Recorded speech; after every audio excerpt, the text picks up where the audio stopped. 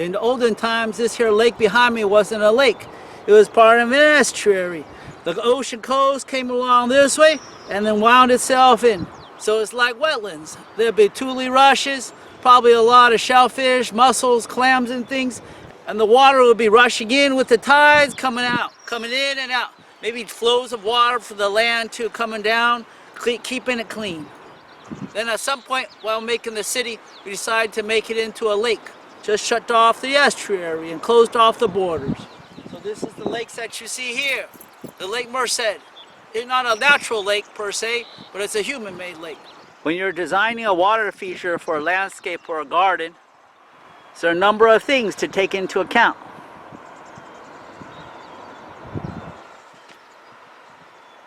Given that the sun's going to be baking on the surface of the water and the water is going to evaporate, how are you going to replenish that water and keep it from coming out, becoming a dry little basin? Looking at this water, the color you can tell is real green. So algae, catfish, whatever else, carp probably living down in there. This body of water, being at a low spot, is going to collect everything that comes down into it. Everybody's going to contribute.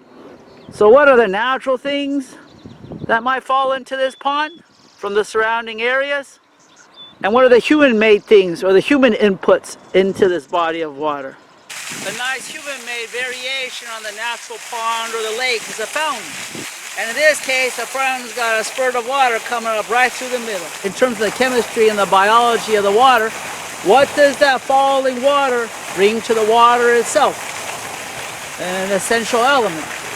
And because the water is moving, what tiny little insect will be deterred from laying its eggs there at the surface of the water?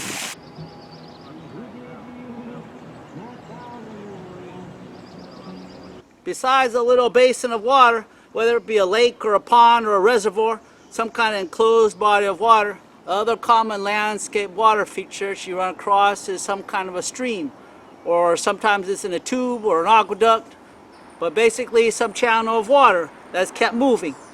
The movement of water is caused because it's on a slope and it's following the flow of gravity all the way down, or in other cases there's an active force that's pushing the water up so it could descend the cascada, so to speak, and keep on going down the hill.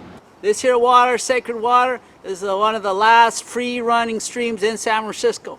A little tiny little section that hasn't been fenced up, channelized, put underground or anything. And right over there it flows straight into the ocean. Right here out into Baker Beach where the halibuts and the bat rays are waiting. If you're a soldier or a sailor, come to a new area and you're scouting it, a couple of the most important things to look for are high ground, so you can keep an eye on any enemies coming down below. And then again, for everybody, a source of drinking water. So back that little creek we were at, Lobos Creek, this is its headwaters. Underground springs that feed out of this lake, mountain lake, nice fresh water.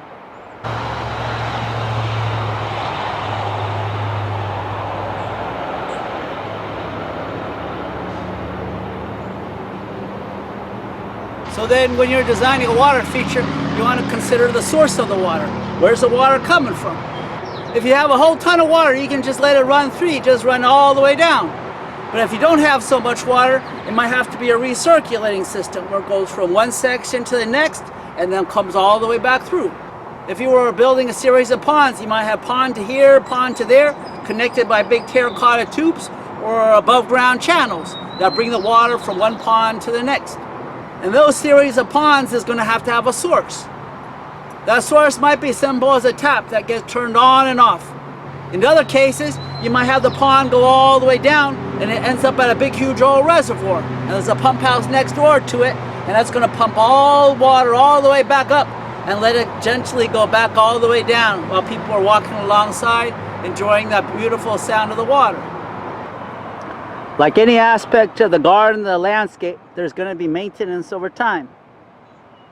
In the case of a water feature, like a lake, a lot of times it gets filled in between duck poop, coot poop, bird poop, dog poop, people poop, and then all the algae growth that results. Plus you add to it people throwing in here carp and catfish and sturgeon that they find from the store. And pretty soon that lake's going to need some periodic cleaning. Back in the day, a supervisor friend of mine who was in charge of this little mountain lake, and they did a restoration on it to take care of all that delayed maintenance. They had to dredge it, clean out all the fish with a bunch of rotenone as a pesticide fish poison from the Amazon, Barbasco, and then let the water recharge and refill. So this is the result a few years later. A little bit green, but nothing like what it was.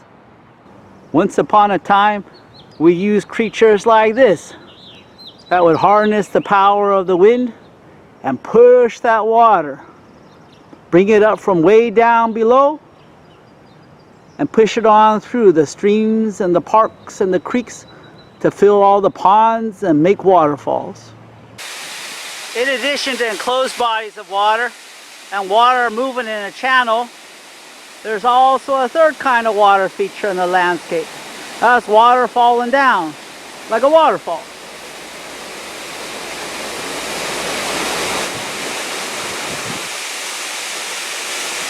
There is an art and a science related to the creation and design of waterfalls.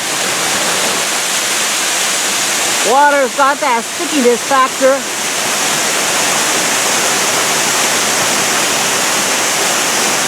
And it's going to come off of different materials at different volumes and velocities in different ways.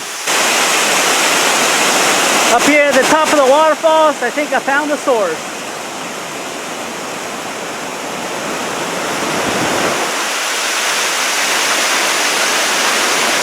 Because of the qualities of water, it's going to come off the lip of a surface with varying degrees of stickiness.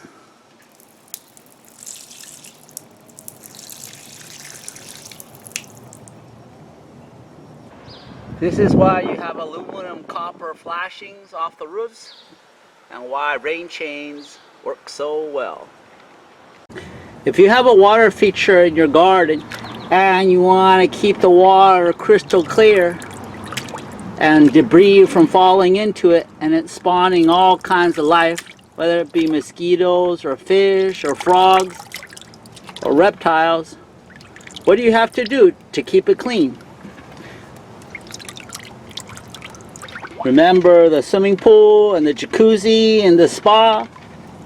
And on the same side of the question, when you think about mountain streams, why is the water there so clear and transparent? Dreaming of water features for the landscape, you might have a vision of this beautiful long reflecting pool where the sun and the stars are shining on the water and it glistening in the center of the city. Eventually, with the architects or contractors, you get the whole pool constructed. But the forces of society and nature are not in harmony with your design. So at night, the raccoons come and they got their little grubs and worms and they're washing in your reflecting pool. Or the seagulls come down and they're making a splash over here, over there, pooping in the corner.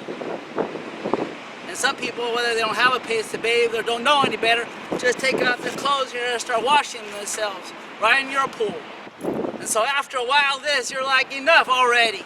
And you're bringing yards and yards of soil, bury it and cover it all up, that whole beautiful reflecting pool.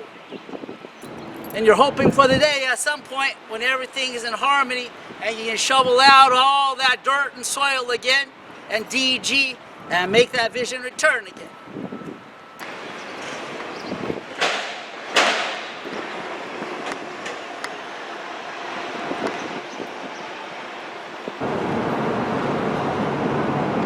Water features in the landscape are in general high maintenance.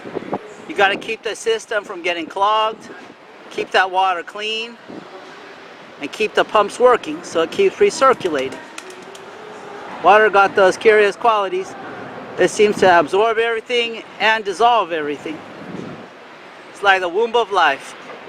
This is why we love to have water features in the garden and landscape, but also why it's so difficult to keep them going.